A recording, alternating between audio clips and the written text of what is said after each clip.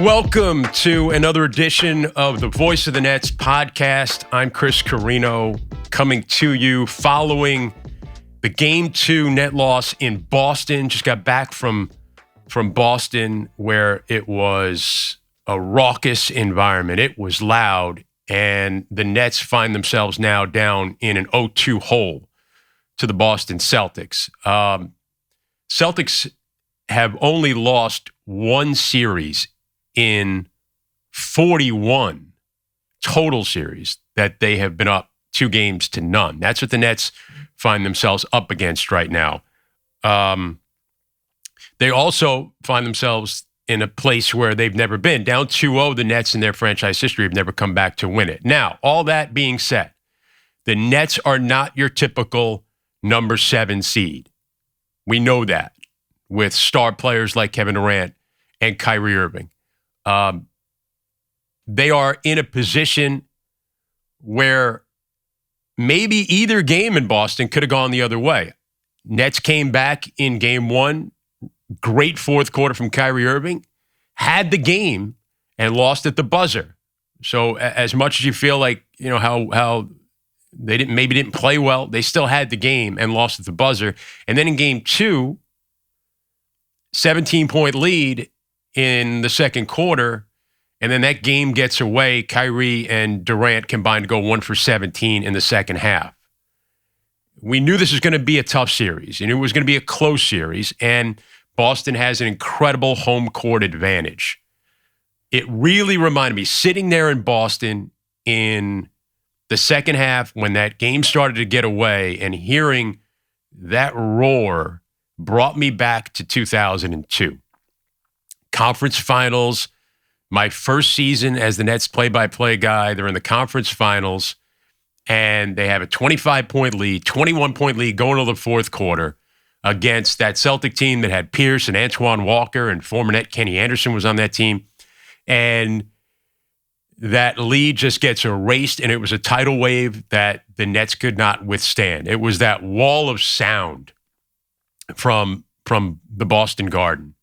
And it really, I got flashbacks to it as how loud that crowd was in game 2 when they were mounting their comeback. I mentioned I was in my first year as a play-by-play voice then in 2002. One of the rookies on that team was Brian Scalabrine, second-round pick at a USC. Brian and I got tight over the years. He is now the great TV analyst for the Boston Celtics, along with legendary Mike Gorman. He replaced a legend in Tommy Heinsohn. I had a chance to catch up with Brian here after game 2 and discuss the series. It'd be interesting, his take. You're going to hear his take on what he thought would happen in this series and what actually did on this Celtic team and how they kind of turned things around and what he thinks about game 3. We're also going to reminisce about that 0-2 game in Boston and how it connected to what we saw recently, and some of his great moments and the great moments in Nets history, really, right? The greatest era of Nets history, that Jason Kidd era. Brian Scalabrine had a great seat for that, was a part of that. So hope you enjoy our conversation with former Net, former Celtic, and a terrific broadcaster in his own right, Brian Scalabrine.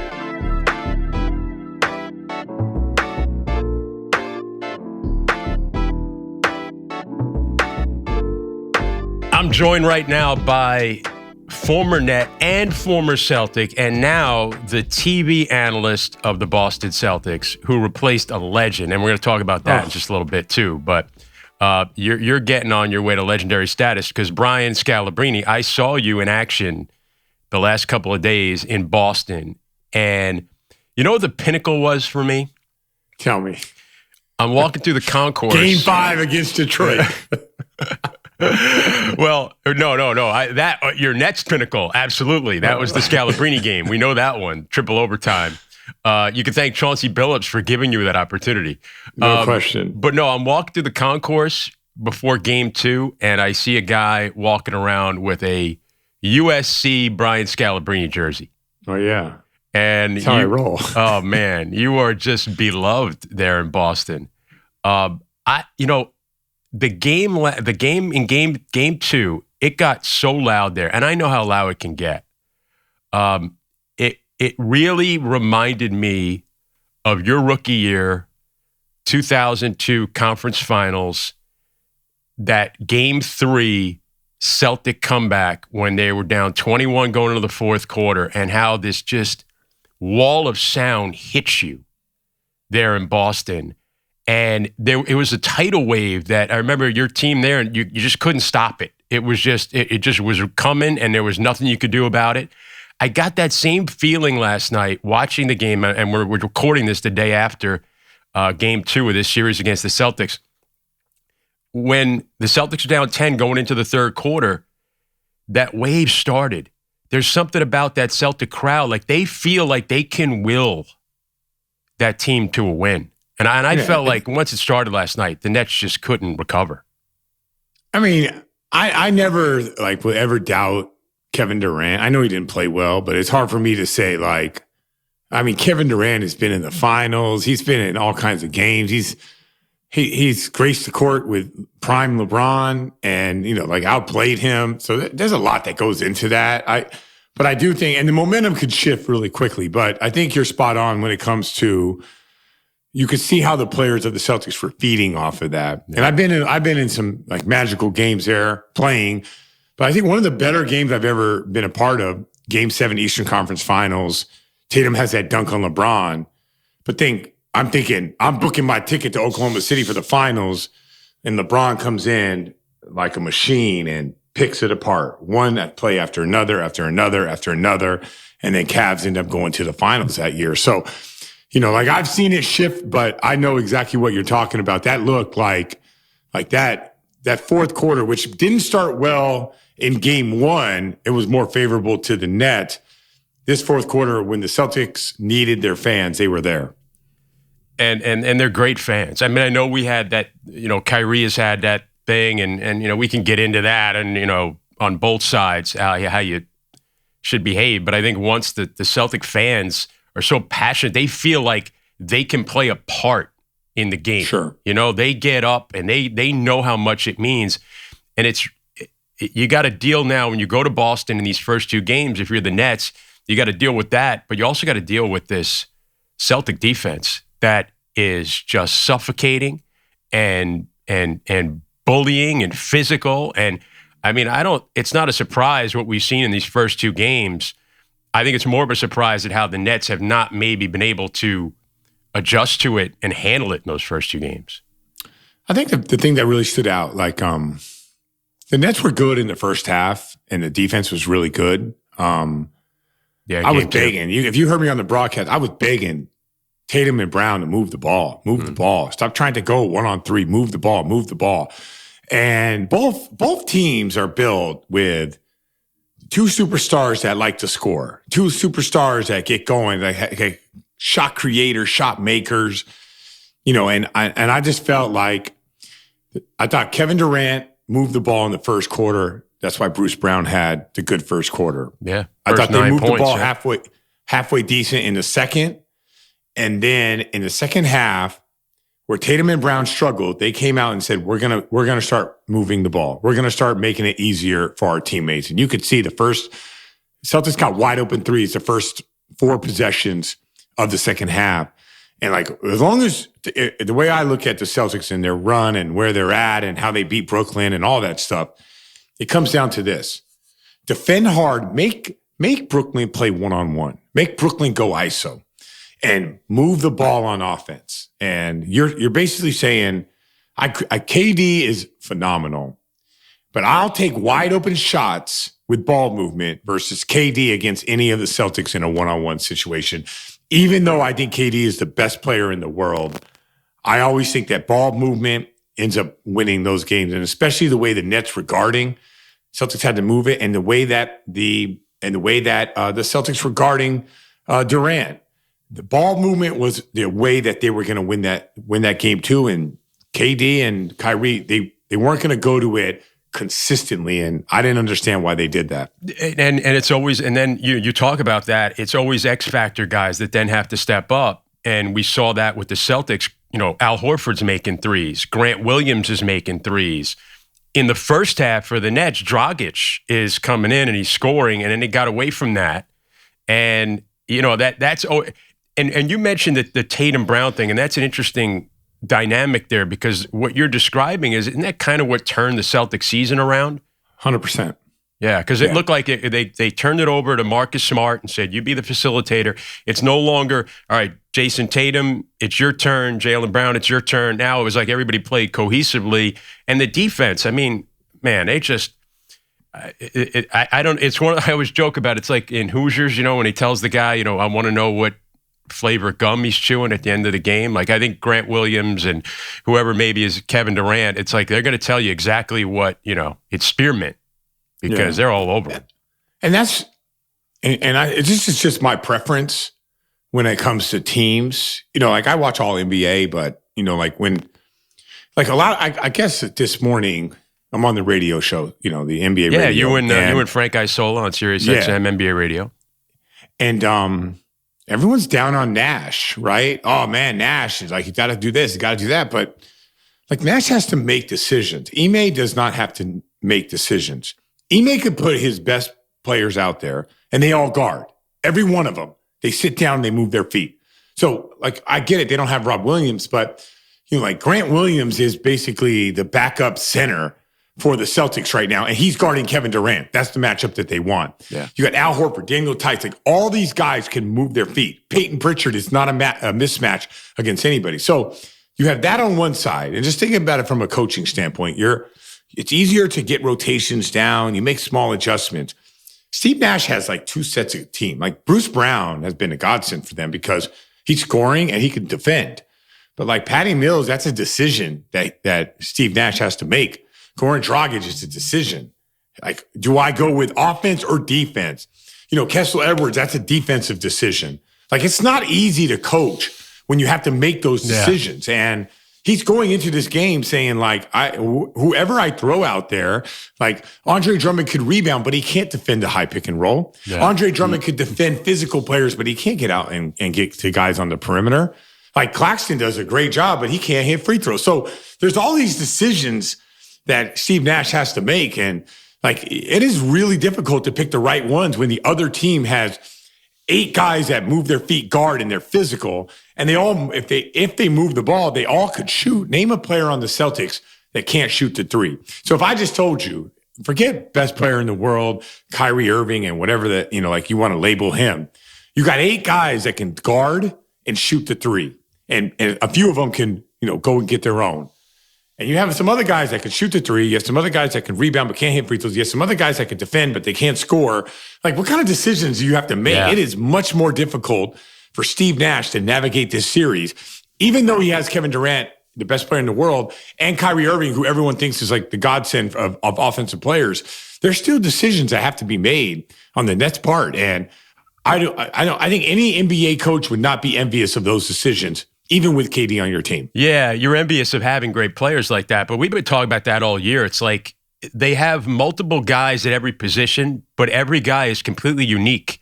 Even they've got 5 centers on the roster, or 5 guys they believe are centers. They're all completely different players. It's not when you could replace one with another and do the same thing. Guy gets in foul trouble or gets hurt, you have another guy that comes in. No, it's like if you're going to play Drummond or Claxton or Aldridge or Blake Griffin at the center spot, you got to change everything else about your team. It's difficult. It's hard. Difficult. Yeah. And the Celtics, listen, I think the Celtics were confident about this matchup going in. I mean, they obviously didn't duck them, right? Everybody else was kind of, maybe wanting to fall to the 3 or the 4. Celtics said, no, to heck with that. We're going to go out and win in Memphis on the last day of the season. We're going to get the number 2. We're not ducking the Nets. Yeah. I almost feel like they were ready for this opportunity.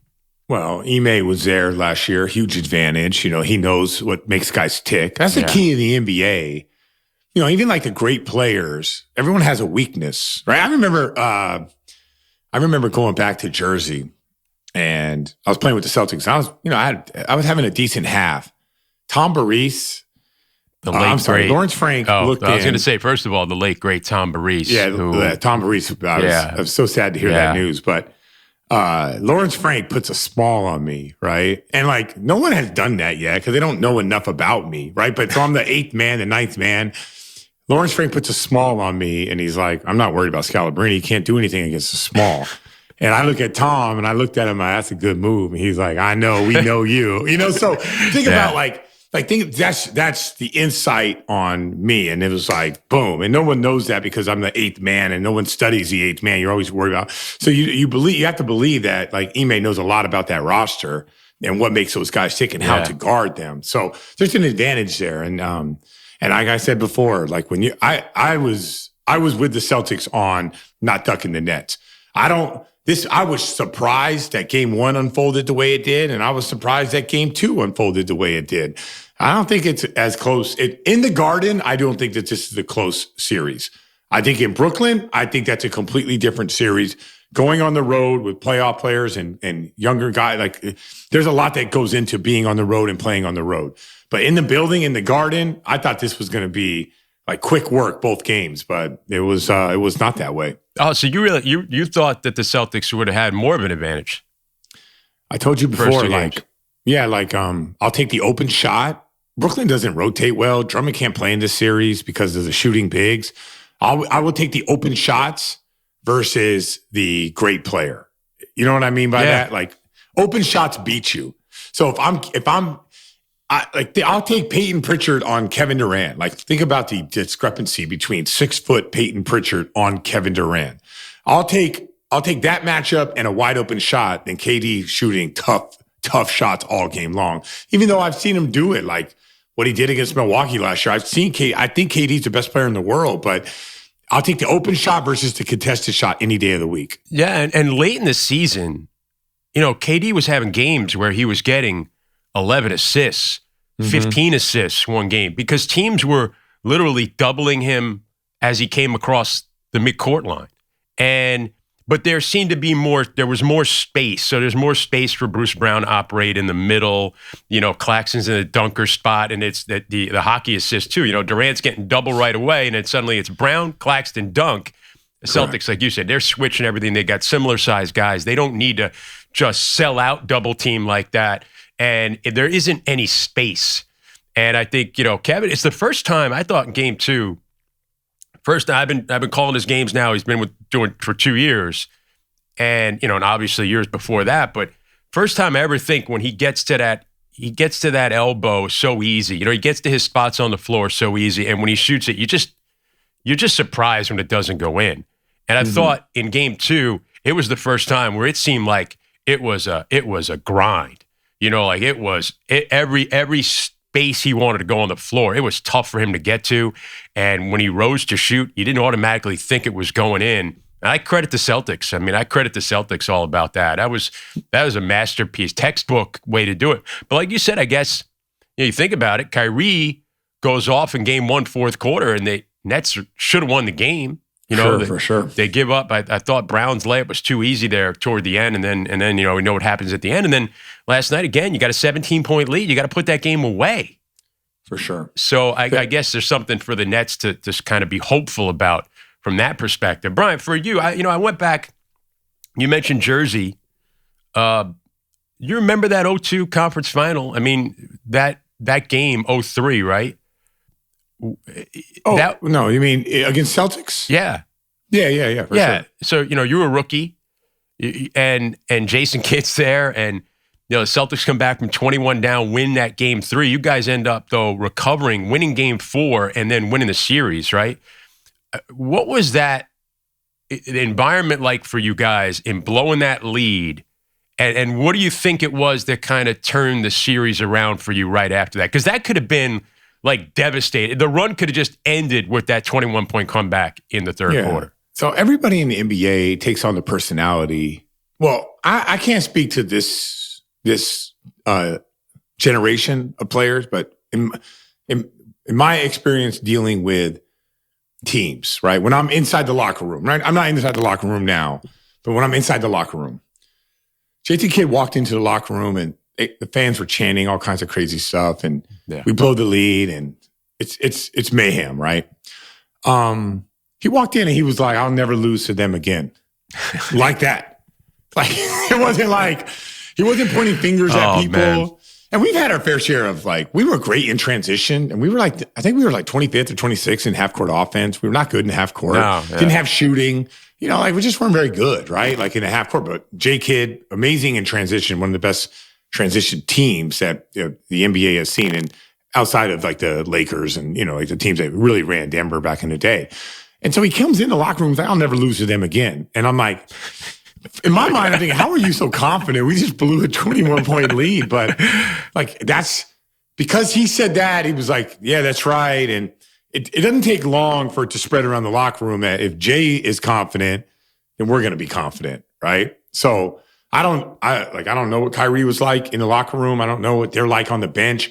I don't know what KD is like. KD seems really put together when I hear him talking in the press post-game press conferences and stuff like that. Yeah. But if I'm on the Nets and I'm looking at KD and KD's confident, I'm confident too. So I think now sometimes I've been a part of Kyrie saying, people ask him, why are you so confident in the play? Oh, because I'm here. I'm ready for the main stage, not to that stage, the main stage, right? And then they go and play a game and they get smashed, right? So I don't know if the players believe Kyrie, but I would. You got to back it up.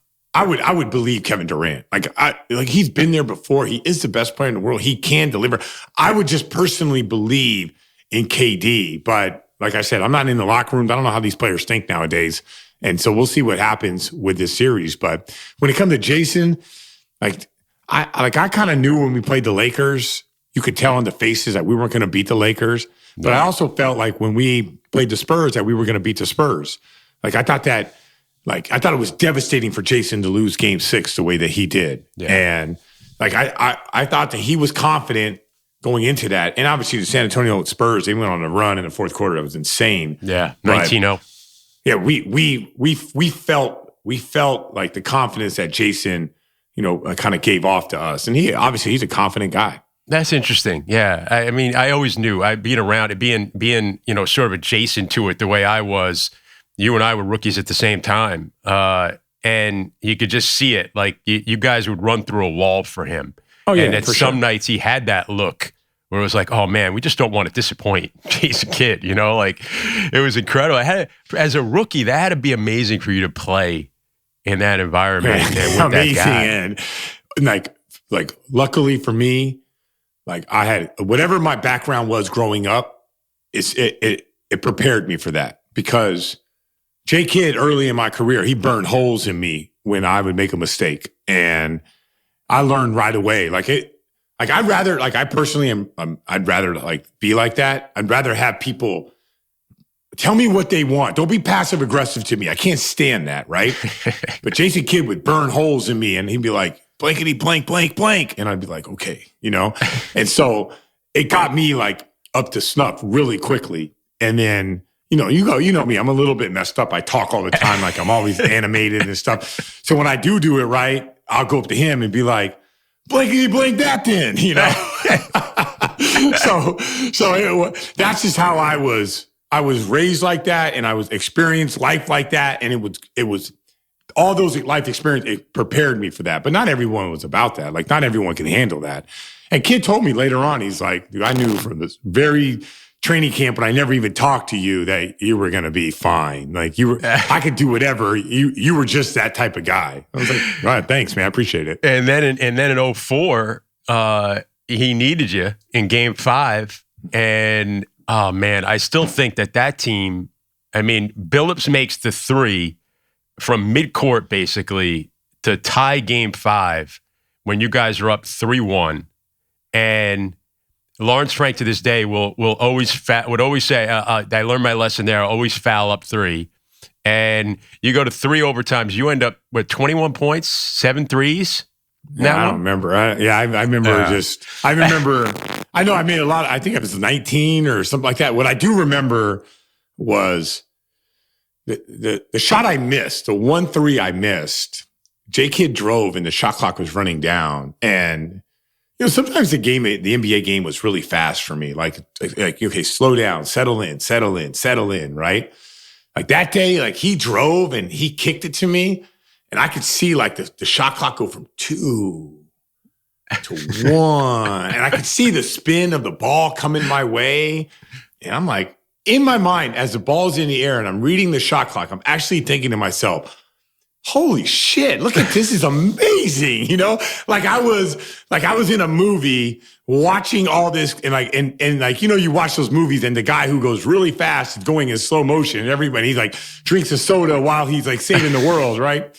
As the ball's coming to me, I go, oh man, I'm not going to have enough time to land. So, you know, I'm going to try to jump in the air, catch it, and let it go without landing, right? And I went up and I did that and I shot it and the ball went brrr and came out.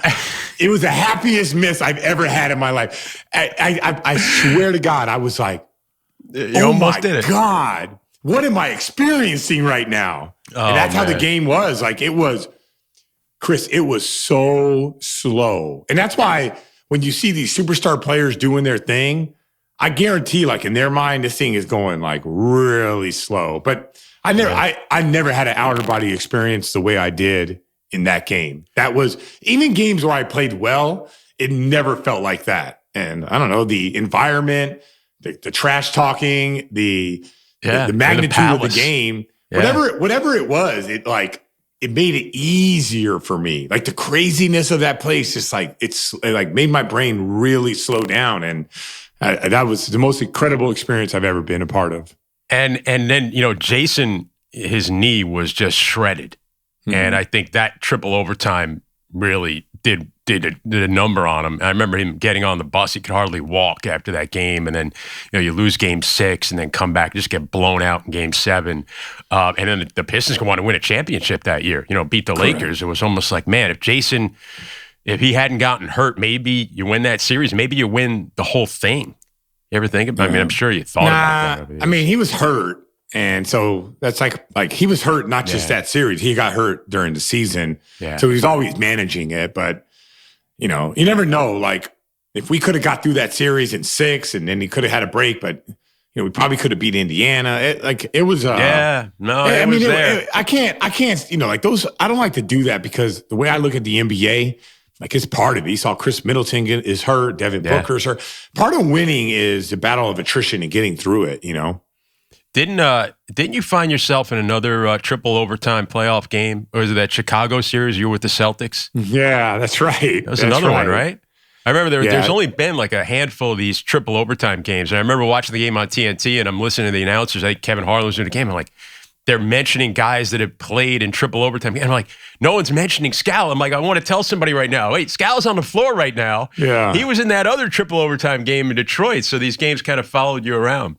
Yeah, maybe we can't close them out or what. Maybe I'm on teams. I don't know.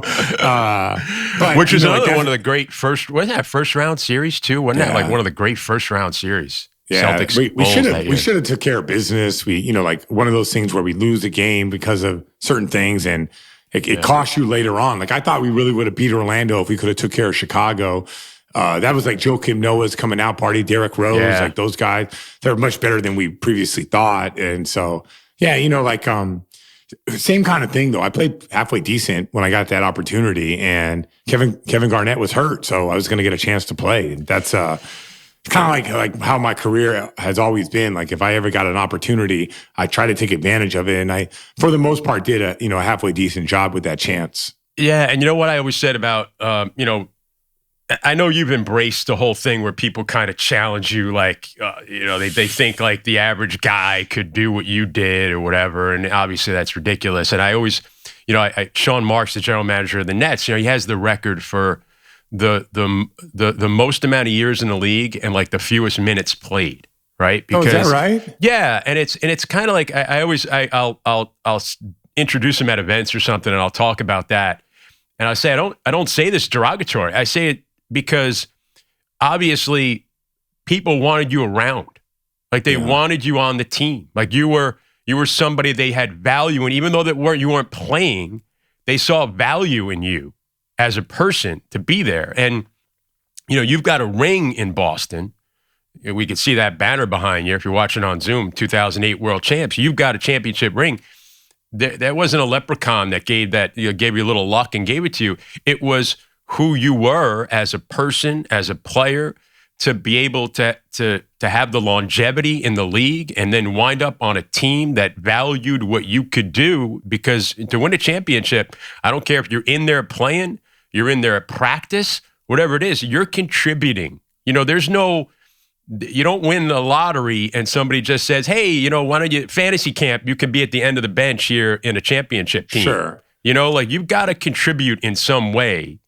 And you did that. Yeah. I want to point out this, though. Now you've become the great media icon that you are with your Sirius XM show, which, by the way, if you're an NBA fan, you have to listen to Heinsohn and Scalabrine in the mornings on Sirius XM. I mean, from an entertainment standpoint, the league. It's it's a fun listen. It really is. And I appreciate when you guys give me the nod on Battle of the Broadcasters a lot. I appreciate that. Yeah, no problem. And now you replaced Tommy Heinsohn there in the beloved Tommy Heinsohn in Boston as the TV analyst. It all started though with you and me on the Nets on Tap, the radio show we used to do once a month. And we were like in Outback Steakhouse in Secaucus. Oh, I remember that. You remember that? You started showing up as a guest, and then it used to be hard to get guys to come and show up, and you wanted to come every week. So I was like, Brian, why don't you just co-host with me? Yeah, and we'd have Ken. It was fun. Yeah, I was fun. All that stuff for me was always I never felt and no one cared. PR people. No one cared what I did. They care if some other player shows up there, hey, you can't talk about this, you can't talk about that. No one cared what I did. I was allowed to do anything I wanted and it was fine. Well, if you say something wrong, we'll just cut you. So no big deal, So yeah, I did the same thing when I came to Boston. I did, little man on the street and, do some analyst work as a player. And, it's you're tiptoeing the treacherous minds of, the inside stuff versus the outside stuff. But it's you get good at it and you want to do it. I've always wanted to do it. Yeah. I did have that stint there when I wanted to coach, and I tried that with the Golden State Warriors, and everybody was phenomenal. I just didn't want to do it. It was not what I wanted. It wasn't what I want my life to look like. I like the way my life is now. Yeah. Today I did my show. I get in my car. My kids aren't even in town. I go to a basketball camp to coach. It's right down the street. I coach for an hour and a half. And I'm hard on the kids. I'm yelling at them hey, you going to play today or not? You know what? I have 2 levels of teams. So I move kids down just to see. I'll move a 3rd grader up just to see how they handle it. I'm kind of messed up like that, right? And so I'm doing all that stuff now, but I love basketball. I don't do much outside of that. I have AAU practice tonight. I love basketball. I love being around the game. I love talking the NBA. I love watching the NBA. It's why do I have to do more than what I'm currently doing right now? You text me, I'm like, all right, I could do it. Yeah. I was going to take a nap today, but I'll get a nap in later. It's good. I had a late night, early morning, but it's fine. I haven't talked to Chris in a while. I would spend the time if you told me, hey, Scal, I'm swinging by your house. All right, come on over, Yeah. So why can't I go on Zoom and invite you to my Zoom flex room? So, oh, man. Yeah, it all said and done, I look back, I'm very fortunate. When you say I didn't get hit with a leprechaun, I got blessed with opportunity. And I took advantage of that opportunity. And if I didn't get drafted by the Nets with Jason Kidd, I might not be this, but I'd be something else. I'd be, a 18-year overseas player. And by the way, do you think that I would be any happier doing this or that or anything like that? And if I had to be a high school basketball coach, I would do that, and I'd be just as happy as the way I am now. Oh man, you're a natural. You're a natural at whatever it is that you may do. You'll find a way. Tommy Heinsohn was such a legendary player, broadcaster.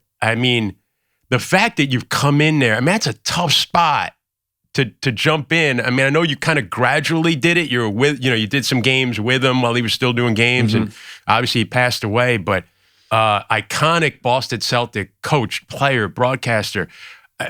You've been embraced though by the Celtic fan. That wasn't easy to come in and be the next guy. so last year, the bubble year was tough. The Celtics weren't good. There were no fans in the building. Like the team was not playing good. Like last year was like the first time in Massachusetts, in Boston, after like the first 2 years, ever since we won the championship to last year, like I didn't really receive any like hate or anything like that up until last year. But last year was tough because Tommy passed, during the pandemic. So I'm now the full-time guy. The team's not playing well. There's no energy in the building.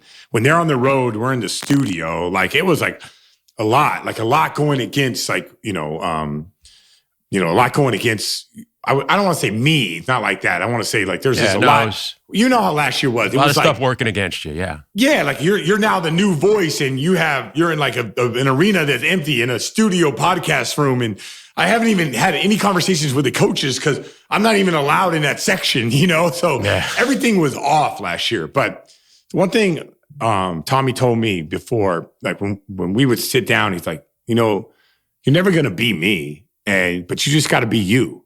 And if you're you, that's all right. They either like you or they don't, but just be you. And that was like the greatest advice, because at first, like, I'm getting into this business and who am I going to be? Who do I want? Who do I like? Who do I want to emulate? All that stuff. And Tommy's right. You just got to be yourself, Yeah. And that doesn't mean you can't improve. Don't just go and talk whatever you want to talk about. Understand production value in TV and what's good and what's not good. But ultimately, it's like, be who you are. And that was the best advice I ever got. And I think that will be I don't ever look at filling Tommy Heinsohn's shoes. I just look at being me and understand that the responsibility for the Boston Celtic fans is a great responsibility because I'm the next in line to a legend, but I'm never going to be that legend. Well, you're working on your own legend. I always, that little area behind the court, in the bowels of outside the press room, you walk into like the where the buses are, the elevators. It always reminds me of Tommy because I was there early in my career, maybe before I was the play-by-play guy. I think I was doing the pregame show, and I had gone up to Boston, and I see Tommy one time, and I go, I had to get some interviews, so I asked him, hey, I introduced myself. I'm a young kid, I'm intimidated to go up to Tommy. But we knew this. We had a mutual friend, and my broadcast coach was Marty Glickman, and I knew that Marty had been really close friends with Tommy. And so I introduced him, and once that broke the ice, I was in with Tommy. And he's like, and I said, can I get a few minutes? Yeah, kid, let's go over here. And he took me into the back where you go, that bowels of the stadium area. He's like, I'll talk to you while I get a smoke. And it was just like, and he sat there and he lit up and we did the interview and he was great. And I just, he was a very real person. Yeah, and I think his advice to you was apropos. Yeah, it's so funny, the stories. During the game, we'd go to the media room, we'd have media dining. And, for 2 weeks, I'm in awe of Tommy, like first 2 weeks, right? And it was weird because I would come into town and I'd leave and I'd come back and I'd leave. Finally, as I'm here full time and I'm having dinner with him every day, every game day. And so about 2 weeks in, I get like bored. You know how I am. Like, I just like, that's just the way I am, right? So I go, you know what? Man, I was watching highlights of Wilt Chamberlain the other day. And then I turned the NBA on. I saw JaVale McGee play. And I'm like, they look exactly the same. Like, I feel like JaVale McGee is the modern day Wilt Chamberlain. He'd drop his fork. He'd be like, let me tell you about Big Wilt Chamberlain. You can't stop the guy at all. If he wanted to, he could score 60 on you, right? So it's like, he gets us talking about Wilt Chamberlain and what he used to do in the battles, and it would go on and on and on. And I would like literally like creep out. You turn around, there'd be like 25 people listening to this story from Tommy Heinsohn. So one day I go, oh my gosh. I was watching TJ McConnell the other day, and he reminds me of Bob Cousy. Oh man, he was on fire, and I don't believe that, But yeah, you're just stirring it up. I'm bored. I want to see him. Like basically, I want him to start telling stories, and the stories connect, like one to the next, to the next, to the next, to the next. Yeah. Next thing you know, you're talking about Rochester and hitchhiking to a game. It's like, like I said, I got ADD, so I need more from Tommy, right? So that's what I would do. I would get him riled up like every week. I just bring up some random current player and compare him to like an all-time great. That's what we do here. Like just see how we start on one thing and it just leads to another story, another thing. I was going to keep you like 15 minutes. I kept you like 40 minutes. So, Brian, I really appreciate you doing this, man. Let's get on predictions. Game 3. Let's go, man. What we really want to talk about is Nets. So, Game 3 predictions. What you got? Oh, man. You're throwing me on the spot. I don't like to predict games I'm a part of, but I mean. I'll predict it then. Yeah, go ahead. You predict. I think Nets win 3. I got Nets winning 3. I think Steve Nash is going to show KD. Let's bust the Celtics with 15 assists. Let's bust the Celtics with 20 assists. Like, keep picking them apart. And the rest of the guys he'll empower. Can't play Drummond, though. Can't play Drummond with 2 shooting bigs. So the only 2 adjustments I see is probably put the ball more in KD's hands, and I would not play Drummond. All right, I'll go with you there. Good. I'm all for that. I think they need to win Game 3. I think it'd be they got to be 2-2 going back to Boston. No, it's going to be 3-1. It's going to be 3-1. You think they'll bounce back at 4, right? Yeah. Right. Celtics are better. They don't have to make the decision. Do I go with this guy and the offense or that guy and the defense? The Celtics can just play their guys. And at any given moment, like, come on, man. Grant Williams saved their ass in the first half. Peyton Pritchard saved their ass in the second half. That's how the Celtics roll. They're better. They're better. I'm sorry to all the Net fans out there. They're better. You're part of the Net family, though. You're part of the Net family. You always will be. KD's the best player in the world. KD is the best in the world. But the Celtics... But we still embrace you as part of the Net family. You went to 2 conference championship, 2 conference finals, 2 Eastern Conference championships with your name on it, and then you got a ring with the Celtics. So you're part of both families, and we love talking to you, Brian. I really appreciate you coming on, man. Thank you so much. Going to see you in Brooklyn? 100%. Right? Can't wait. Yeah, jumping on train tomorrow. I'm excited about being on site. All right, man. I'll see you then. Thanks, Brian. See you.